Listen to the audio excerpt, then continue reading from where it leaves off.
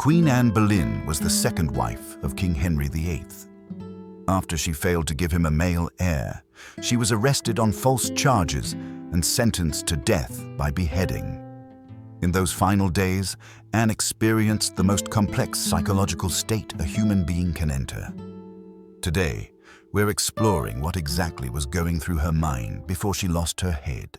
Anne was struck by terrible news while watching a tennis match.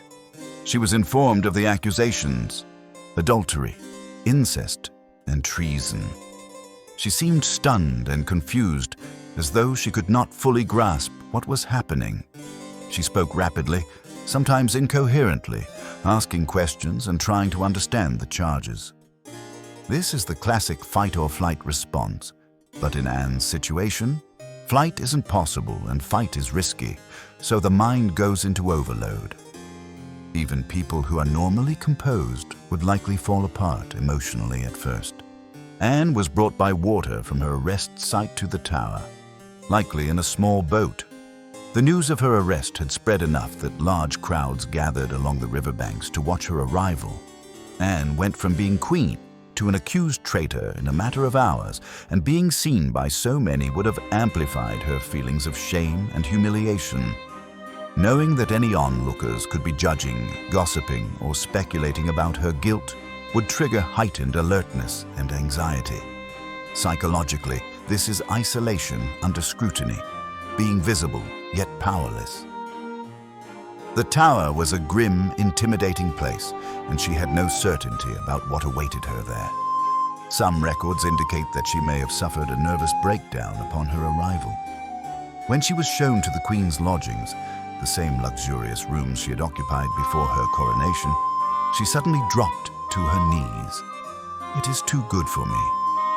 Anne may have instinctively tried to appear submissive or humble before her captors, a striking contrast to her naturally temperamental and emotionally intense personality. Showing deference could sometimes sway mercy, especially from powerful figures like Henry VIII.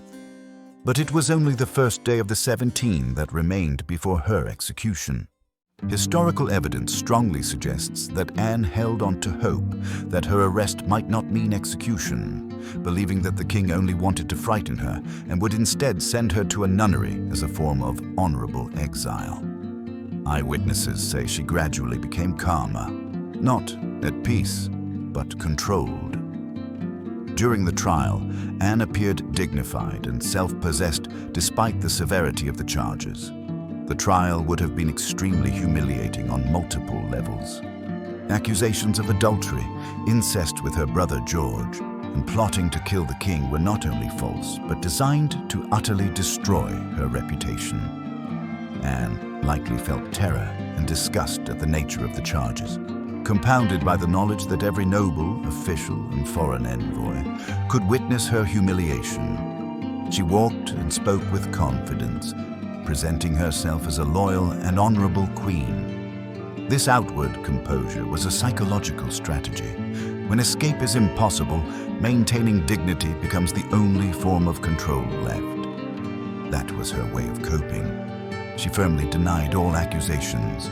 She did not lash out, but spoke clearly and logically when answering questions. Her eloquence impressed some observers and reflected her intelligence and courtly training. When the judge announced that she would certainly be executed, she likely experienced shock, terror, and denial at first. Anne did not initially know the exact method of execution. She may have speculated about beheading, which was common for women of her rank, but also about burning, a far more brutal and painful way to die.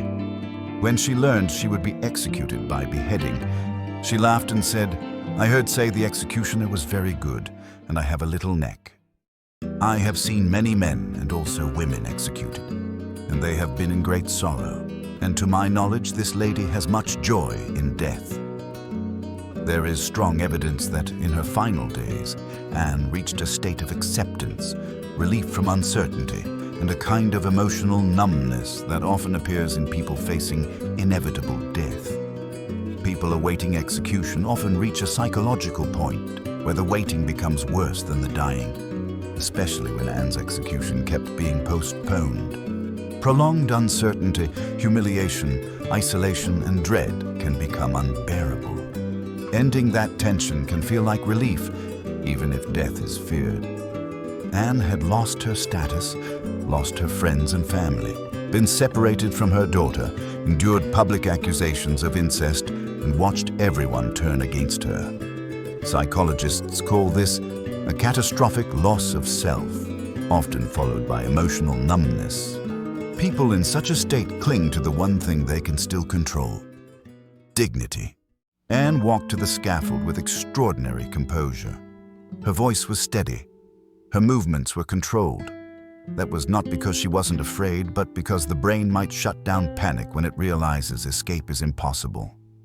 Even if she looked calm, she would still have felt raw, primal fear. Anne had to kneel upright, without restraints, knowing she was about to feel the sword. Even in shock, the mother-child bond is primal. It's extremely likely that her thoughts went to her daughter, Elizabeth. For people with children, the worst part of imminent death is not pain. It's abandoning the child. When she knelt, she placed her hands together and kept praying.